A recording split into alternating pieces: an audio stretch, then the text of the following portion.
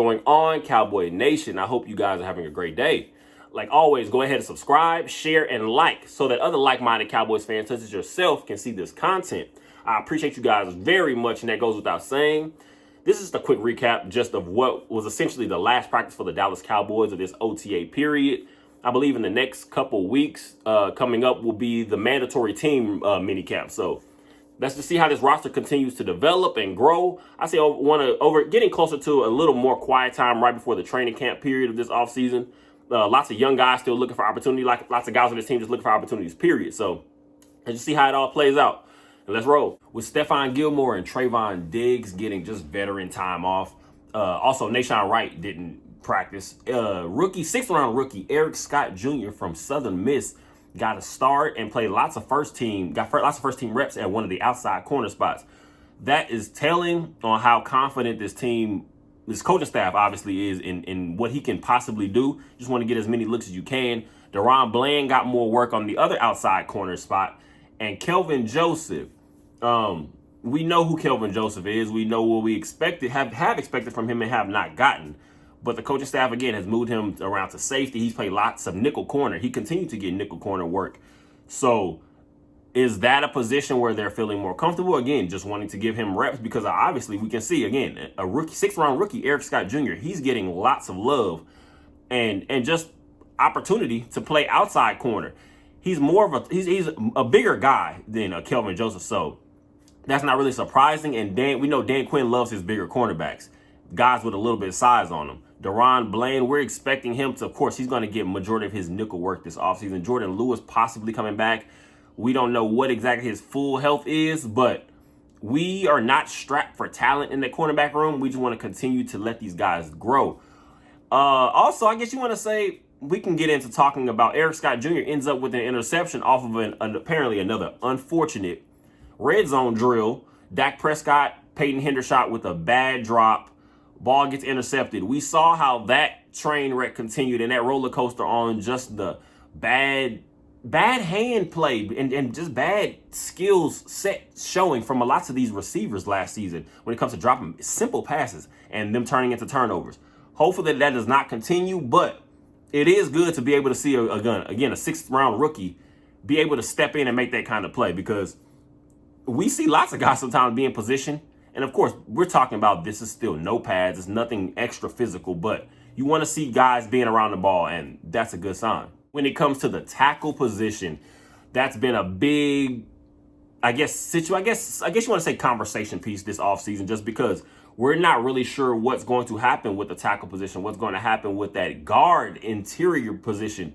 I guess you want to say next to Tyler Biadasz at center and a Tyler Smith apparently at first going to be your left tackle because he pretty much spent this entire time getting first-team reps of left tackle. So that side of the ball seems to be kind of figuring itself out. We were kind of confused, a lot of fans, I'll say, just because Tyler Smith has all the potential in the world. And like I said, I'm a strong believer in letting a guy find one position. Don't move him around. Just let him figure out. Because if you feel Tyler Smith is going to be your future left tackle, let him develop in that position. Tyron Smith got right tackle work. Is he more looking like your swing tackle when we're trying to throw in Terrence Steele into the equation? Because Terrence Steele has shown nothing but constant development. As his career has gone on, he's gotten better and better. And we see he's been a solid piece, especially pre-injury. We saw what we looked like when he left the lineup. So Terrence Steele is your right tackle. Tyler Smith is your left tackle. Is Tyron Smith going to be your swing tackle? Is he going to be also get some help, some work at right tackle? We don't know. It's a big thing to figure out still because, again, we're talking about what is this O-line going to look like as a whole. We're still that guard position. It's going to just be annoying all season, especially more until we get to training camp because there are no real answers. Is this somebody that's on the team? I'm a big fan of Asim Richards from North Carolina. Can he possibly get some real work? And I'm talking real work at left guard. We'll see. It'll play itself out, but I feel more comfortable just knowing that Tyler Smith is constantly getting and consistently getting looks at left tackle, and that's where he's seemingly going to be set. So that's a good start. More word on running back Tony Pollard. He came out and said he's not feeling any lingering issues right now from the injury. He's not really feeling anything. Now it's just about the team playing it smart for him. So that's a great sign. He's feeling good. Apparently he's looking good. Having some agility, because again, when we're talking about leg injuries with running backs, it kind of worried me, just because you're talking about a guy that plays off his athleticism. He's that one cut, get up the field. That's what you do not want him to lose. So it's good that he's just now getting his feet wet. But the coaching staff is still being smart about him, because we're going to need Tony Pollard a lot this season. Like, that's not really anything surprising. There's not any confusion. He's going to be a big part of this offense now that he's going to be your lead back. So good start. Good to know that he's healthy, especially next. Now we say we're wrapping up for the mandatory team minicamp in a couple weeks. And then you're going to have a little dead period before then going into training camp. So you want to get Tony as much reps. You want to keep him warm, but also with playing it smart. That's a good sign. Also, Mike McCarthy has been speaking glowingly about Jalen Tolbert. He feels this is the time for him to take that step. We all know what we expected last year. At times, it seemed like he was just a deer in the headlights. He didn't really know where to be. He wasn't really sure of himself. And a lot of times, we're talking about young guys. We're not talking about veterans. We're talking about guys that are just getting into the league. A lot of them, and we're not even talking about early first-round pick guys. These are mid-round, late-round guys. They're trying to find that confidence. And sometimes anything knocks them off of that, that season can go down the hole quickly. And we saw once Jalen Tolbert got behind the gun, it was too late, because now you had an emerging CeeDee Lamb. And Noah Brown, he was not elite last year, but he was solid enough that he knows the playbook. He knows the system. Dak trusts him to an extent. You're going to have guys like that are finally, and then you bring in last year, you bring in a veteran like T.Y. Hilton. You have a Michael Gallup still on your team. Even though he wasn't 100%, you still had a Michael Gallup. So Jalen Tolbert now, when you're adding a Brandon Cooks into the equation, this is the time for him to pick up whatever he can, continue to learn from this coaching staff, continue to learn from the other veteran guys around him. And hopefully this is the year we can see Jalen Tolbert show us a sign, a glimpse that he can literally take over that wide receiver 4 position, because you can't have too many playmakers on the team. I can see him. I'm hoping. I would love for him to become more of a Cedric Wilson type player. That guy, you just kind of put him in. You can put him in the slot sometimes. You can put him on the outside. But he's going to be productive. And that's what I'm looking forward to from Jalen Tolbert next season. Like I said, Mike McCarthy is speaking glowingly about him. So hopefully that is just a sign of more to come. Also, Mike McCarthy has been speaking on, again, I guess we're going to say more about just Kevontae Turpin and possibly using him as more of a gadget piece.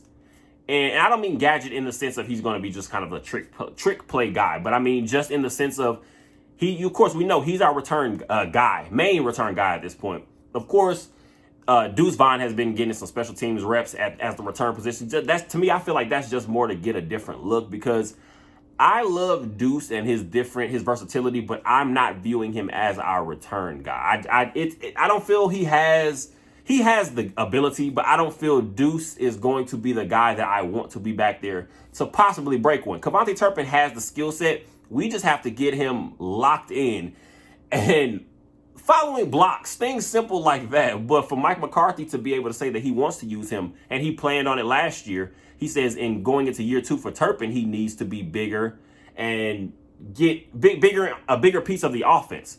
I feel like that it's always good to keep pressure on these guys. You don't want anybody being just complacent about, hey, I'm just your return man. No, everyone needs to be able to be used as many ways as they can be. And if Turpin, we can get anything out of Turpin this year just from the receiver position. I don't care if it's a small slot, just in small spurts. I will take anything. I'm sure most of us will. So to me, I feel like this mini camp and OTAs, everything in general, is more showing that Mike McCarthy has full control of this team. And I feel like that is going to just open up lots of things from some guys that we didn't even see from them in the previous year. So this is going to be big offseason for Turpin. It's going to be big offseason for a guy like Jalen Tolbert. It's going to be lots of guys. So hopefully they can keep growing, and let's see. Just a couple more nuggets, like wide receiver CeeDee Lamb, of course, came out, spoke on the contract extension situation. about the money. He says he's not really even worried about the money. It's going to play itself out. All he needs to focus on, as he said himself, is just coming out there and continue showing everybody what he can do, his ability, why he deserves to get paid, why he deserves to just get a long-term contract with the Dallas Cowboys. That is literally exactly what you want to hear from. We're talking about your wide receiver one. We're talking about from your star wide receiver. We're talking about from one of just your veteran players at this point. He's getting older. He's been in the league for a few years at this point. So now he's not the oldest guy, but he's starting to get where now we expect things out of him. And that's what you want to hear going into that second contract. That's what you want to hear just when being one of the team leaders. You want CeeDee Lamb going out there focused, locked in, mind exactly on just making plays, because we all know the money's going to handle itself. The contract's going to handle itself. What we need is consistency. We need him to, because CeeDee Lamb comes out this year and gives you essentially exactly what we got last year, or even a little better. We never know. That's exactly what we're looking for. It's to be considered the number one for your team. That's the guy you can count on year in, year out. We're not confused. We're not worried. We're not concerned. We're not trying to figure out what exactly we're going to get. We know. Also, Micah Parsons is excited because apparently you take everything with a grain of salt with Micah Parsons, because you know he just loves the game. He gets excited. But apparently Dan Quinn, this coaching staff, he says he's been working at many positions. He used the word exact. He said 8 different positions. I don't know how true or not that is, but Micah Parsons is literally that type of player that just the potential and the ability that he has. You never want to limit him. Hence why I'm not a fan of just keeping him solely at just the end. As much of a great pass rusher he is, I want to move him around. So keeping just Mike McCarthy, Dan Quinn, get them on the same page when it comes to offensive schemes, defensive schemes, just always wanting to be a step ahead. You love having guys like a Micah Parsons as continuing to just be a guy that you're moving around. So I'm a fan of that. We'll see how that actually plays out when we get to the long run. But also, it's like it's just good. I love that we're implementing things as early on as we are. So that way, by the time we get to training camp, everything is should be just full go. But also, rookie Luke Schoonmaker, tight end from University of Michigan. He ends up in a boot. He's in a boot, so we don't know how serious that is. Hopefully, it's nothing. A report came out. Initially it was just inflammation, but also it could be something more lingering like plantar fasciitis. So I don't know if anybody's had that. It is a lingering type injury, and it is something to be concerned about, because when we're talking about possible inconsistencies from a guy like a Peyton Hendershot, we're talking about guys like there are a lot of unknowns. So one thing we're expecting is a Jake Ferguson to take another step this year. We need Schoonmaker in there to make plays. This is why he was drafted so early. Whether you like the draft pick, whether you didn't like the draft pick, he was chosen there for a reason. So we need him to be out there. We need him to be available, and we don't need him hampered all season with injury. So hopefully that's more just nothing. But that is the way to wrap up I guess you want to say this OTA period. There have not been really any real injuries, anything major to report on that front. So that's a good start, I guess, because most teams, the biggest thing you don't want to be going to deeper and deeper into the offseason is injury. So if we can hopefully the Schoonmaker injury and him being in a boot pretty much is just all about nothing. So fingers crossed. That's all we can do at this point. Again, next up is mandatory team minicamp. I believe June 13th to the 15th, around that period of time. So it's not too far off. These guys cannot let their guards down, because whether coaches are speaking on it or not, I believe there's a guy like a Hunter Lepke, undrafted fullback out of North Dakota State. He is going to be, to me, a slept on and a sleeper pick to make this team over possibly somebody that might have been earlier believed to possibly make the team.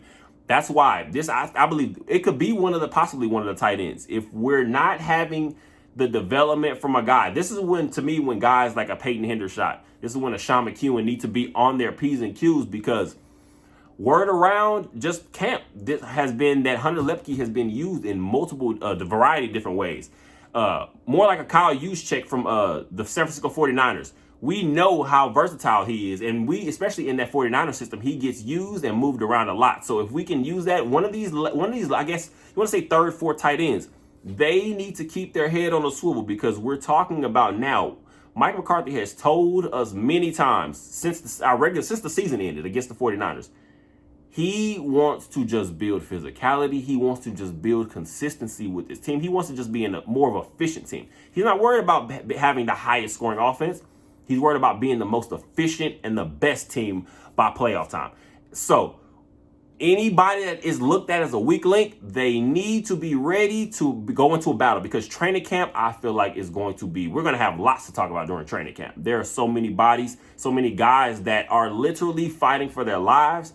We're talking about a Kelvin Joseph again.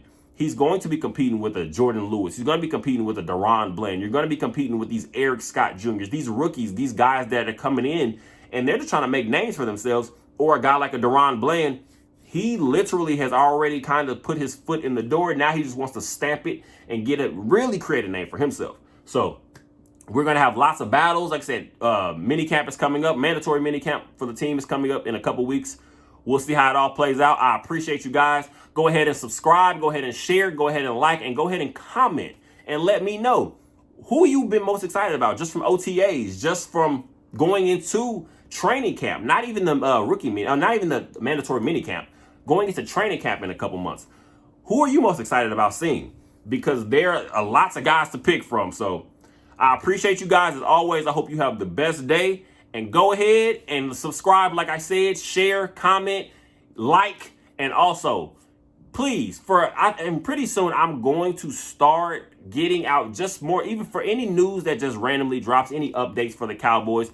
Quick news, I'll be alerting those more often coming up real soon. So go ahead and subscribe, share, like, and comment, and you guys have the best day. Go Cowboys.